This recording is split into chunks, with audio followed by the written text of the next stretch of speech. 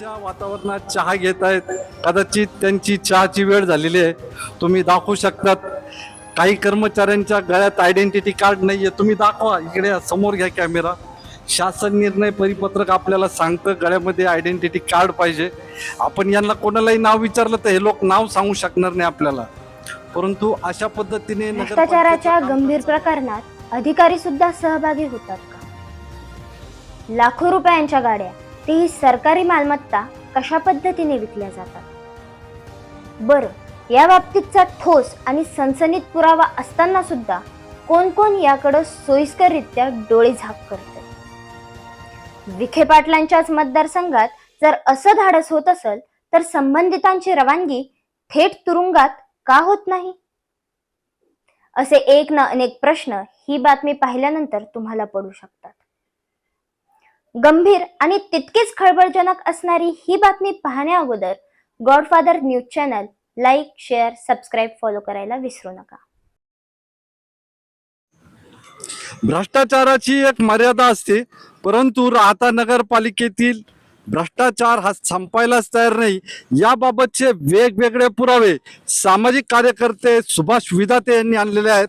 आपल्याला त्यांना विचारायचं आहे, नेमका हा भ्रष्टाचार काय आहे, कितपत आहेत, याच्यात कोण कोण सहभागी आहेत?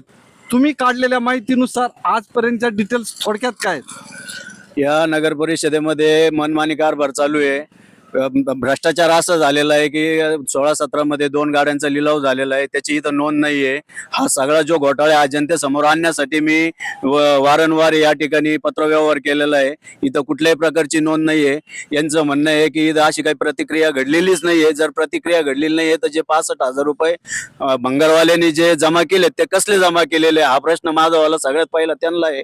आणि त्यांचं म्हणणं असं आहे की आम्ही यांच्यावर जे भ्रष्ट अधिकारी यांच्यावर गुन्हे दाखल करणार आहे. आजू काही यांचे फक्त आश्वासनच चालू आहे पुढाऱ्यांसारखे.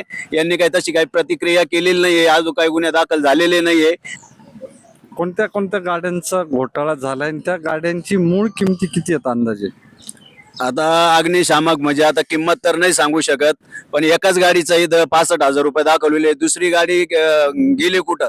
इथं चोरीला गेल्याचे पोलीस स्टेशनला आरोप जाहीर करून, पेपरला जाहीर करून त्या गाडी परस्पर विकलेला आहे. विकूनही पण या ठिकाणी RTOचं स्क्रॅप लेटर घेतलेलं नाहीये, ताकी तिथं नोंद करावं लागती. त्याचं काही अशी काही प्रतिक्रिया घडलेली नाहीये. आणि त्यांचं म्हणणं आहे की या गाड्या चोरीला गेलेल्या आहे आणि चोरीला जर गेल्या तर मग यांनी त्यावेळेस नोंद का नाही केली, पोलीस स्टेशनला तक्रार का नाही दाखल केली? जर यांनी तक्रार दाखल केलेली असेल तर ती जनतेसमोर दाखवावी, म्हणजे सर्वांच्या लक्षात येईल. मग तुम्ही आता या गोष्टींचा पाठपुरावा करत आहात, मग अजूनही म्हणजे काय अडचण काय आहे? आज तुम्ही गॉडफादर मीडियाला का बोलवलं? यांच्याकडे कुठलाही पुरावाच नाहीये या ठिकाणी की गाड्या चोरीला गेल्या, की याचा लिलाव झाला की काय. इथं कुठल्याही प्रकारची नोंद नाहीये. ज्या पूर्वीच्या फाईल होत्या त्याच गाड्या झालेल्या आहे. तिथले अधिकारी पण बदललेले आहेत आणि यांच्याकडे कुठलाही पुरावा नाहीये. अग्निशमन आणि कचरा गाडीचा लिलाव ज्यांनी केलाय त्यांना त्याची फाईल सापडत नाही. सरकारी जबाबदारी असणारेच जर अशा नोंदी ठेवत नसतील तर मुख्याधिकारी, नगराध्यक्ष आणि नगरसेवक यांनी डोळेझाक का केली? बरं, विरोधकही का शांत आहेत? सामाजिक कार्यकर्ते सुभाष विधाते, ॲडव्होकेट रामनाथ पाटील सदाफळ, गॉडफादरचे संपादक डॉक्टर जयंत गायकवाड यांनी याबाबत प्रशासनाला जाब विचारला. आता हे प्रकरण पोलीस स्टेशन पर्यंत कधी जाणार आणि नगरपालिकेचे मार्गदर्शक असणारे डॉक्टर सुजयदादा विखे पाटील यावर नेमकी काय ऍक्शन घेणार, याबाबत शहरात प्रचंड उत्सुकता आहे.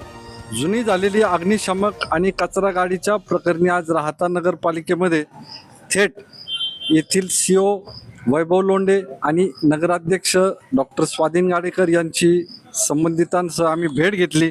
आणि त्या भेटीमध्ये या माहिती अधिकार अर्जाप्रमाणे 7 दिवसाच्या आत माहिती देण्याचे आदेश COंनी त्यांच्या अपील सुनावणी दिले होते. परंतु संबंधित जनमाहिती अधिकारी, टिक्कलच का जनमाहिती अधिकारी, नानासाहेब टिक्कल नावाचे संबंधित जनमाहिती अधिकारी यांनी 7 दिवस झाल्यानंतरही ती माहिती दिली नाही. 15 दिवस झाले. 15 दिवसानंतरही ती माहिती दिलेली नाही. आणि या संपूर्ण प्रक्रियेमध्ये टिक्कल यांची भूमिका देखील ही माहिती देण्याच्या बाबत संशयास्पद वाटत आहे.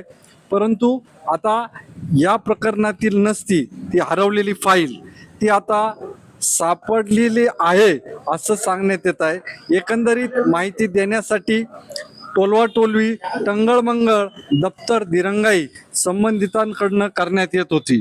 परंतु या प्रकरणाचा लवकरच पर्दाफाश गॉडफादर मीडियावरती उद्या होणार आहे. त्यामुळं बघत राहा godfather media channel. Subscribe, like, share करायला विसरू नका. तुम्हाला या भ्रष्टाचाराबद्दल काय वाटतं ते आम्हाला कमेंट बॉक्समध्ये नक्की कळवा. धन्यवाद.